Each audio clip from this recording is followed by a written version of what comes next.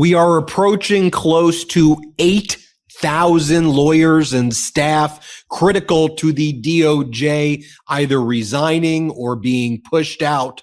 We've been covering this mass exodus, this internal implosion at the DOJ, which I think was manifest during, I don't even know what you would call Attorney General Pam Bondi's hearing before the House Judiciary Committee. Say what you want about Merrick Garland. When he showed up before the House Judiciary Committee, he came prepared. He answered the questions. He exercised decorum. He wasn't behaving like a, awful third grader. No offense to awful third graders.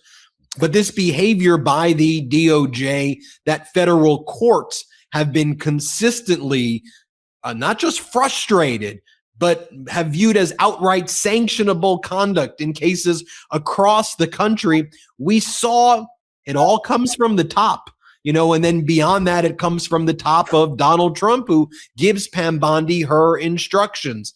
I mean, she brought with her a middle school style burn book. No offense to middle school students who use burn books. And she just started giving these ad hominem attacks at the members of Congress who were just asking her pretty basic questions about, why haven't you done this? Or can you inform us of who the co-conspirators are? Or what documents are being withheld? And I don't even want to play her clips, right? But she would be saying, well, actually, you live in Culver City. Do you know what it's like to live in Culver City? Pam Bondi probably lives in the equivalent of a Culver City. And she would bring out these weird and bizarre attacks on these various members of Congress. But federal judges, whether they were Trump appointed, Reagan appointed, Obama appointed, George W. Bush appointed, George H.W. Bush appointed, Clinton or Biden appointed, federal judges, not in a political way, have been very critical of Trump's DOJ, but in just a competence way. Why aren't you filing your documents on time? Why are you missing the court's deadlines? Why are you not following the rules of evidence? Why are you not showing up at court hearings? Why are your witnesses claiming that they don't know what the case is about when they submitted declarations claiming that they knew enough to testify? And now when I call them to testify, they don't even know what's stated in their declarations. Now, we've, of course, been covering what DOJ lawyers have been saying in response, and they say we're overworked, we don't have the staff, we haven't been trained. Last week, we covered how the DOJ now has to rely on JAG military lawyers because there's no AUSAs who can handle the caseload. We talked about the story of a immigration lawyer within the Trump regime who was transferred to be an AUSA without knowing what to do. And she said, "Judge, lock me up and throw away the key. Find me in contempt because I need rest. I don't know what I'm doing. I'm not trained. I'm doing my best. But there's such disorganization, Judge, that we have people in prisons in huge numbers who courts have ordered released, and the habeas petitions can't even be processed by our office. So notwithstanding the fact that people are being unlawfully detained in prisons, in detention centers that resemble concentration camps, with little children sending letters that ProPublica wrote about saying, I think the water's making me sick. We don't have food, and when we get it, it makes me even sicker. I remember seeing some of those drawings and some of those writings, and hat tip to ProPublica for the great work that they're doing. There's not lawyers to process the paperwork to release people who have been ordered to be released. I want to bring in Harry Litman from the Talking Feds YouTube channel, Talking Feds podcast, Talking Feds Substack. Now, Harry, you were a top lawyer within the Department of Justice. You were also the top federal prosecutor for the Western District of Pennsylvania. You ran that office, so you know what the DOJ's tradition is. And so when you hear the number could be as high as 8,000, I recall the question of Congressmember Neguse cross-examining Bondi. What's going on with the crypto department. How many lawyers are there? Congress member, I cannot answer your question, but I will tell you, have you seen this individual? He was arrested and he lives in Colorado. And then Congress member Neguse, who's a lawyer, says, you're not answering it because you've demolished the crypto division and it no longer exists. So people can commit all these crypto crimes with zero accountability. And we saw that. And Harry, it was beyond cringe. It was, what the hell is that? And you see why. Who would want to work with that person? It is a hostile, horrible work environment, not from a political perspective, but what the hell was that? You've thrown more than a little bit at me, man. But the thing is, it's all true, and B, all connected. So I agree with you. And let's start with Bondi. How even to put it? She's a very unfortunate combination of taking offense very easily and giving offense very easily. She is nasty. She is crass. She is completely non-responsive, and as best you can tell, she is substanceless. Now, I've testified, I've prepared people for testimony. A time will come when you get a hard question. Anyone with any sort of just knowledge or poise or class knows to be somewhat circumspect. I'll get back to you, Senator, etc. She really seems like not just the third grade student, but the third grade student who actually can't keep up with the third grade curriculum, because every time a long division problem comes up, she screams at the math teacher and breaks the chalk against the blackboard. She is a disaster. Now, that also does bleed into everything you're talking about. Let's go to these thousands of judges who have now completely become unabashed. This is for a DOJ alum, and thank you for including my experience both at Maine Justice and in the field, would be absolutely mortifying if it happened to a single person. 8,000 people, it's just more than that. It's institutional. And again, what's going on, you have judges, first saying, I'm not sure we can trust you anymore, little by little creeping up, and from slightly biting into to now completely eroding and just raising what had been such an important resource for the department, but also for public safety. The sense that the department speaks with integrity, capability, trustworthiness, judges can depend on them. That is now out the window and fallen 100 flights and exploded, and it's not clear if it can ever come back. And the point you made about the former, of course, employee who was dragooned into standing up there and said, just please put me in jail for 24 hours. The thing there is there's a certain kind of, comedy, tragic comedy feel to it. But if you read what precedes that, the colloquy with the judge, what you find out is you have a whole client, you could call them, who just doesn't give a crap about the courts or any kinds of orders. This is ICE. These are the very people who the chief judge in Minneapolis said last month, you have violated more orders in January than most agencies have done in their entire lifetime. So what she was really saying, yeah, she got fired for it and, it was colorful, but what she really saying is, I can't work with these guys. You try to get answers, they won't give it. Besides, by the way, that there's no resources, no lawyers really in the District of Minnesota. But that's another problem that comes from the top from Bondi, both the hollowing out and Todd Blanche.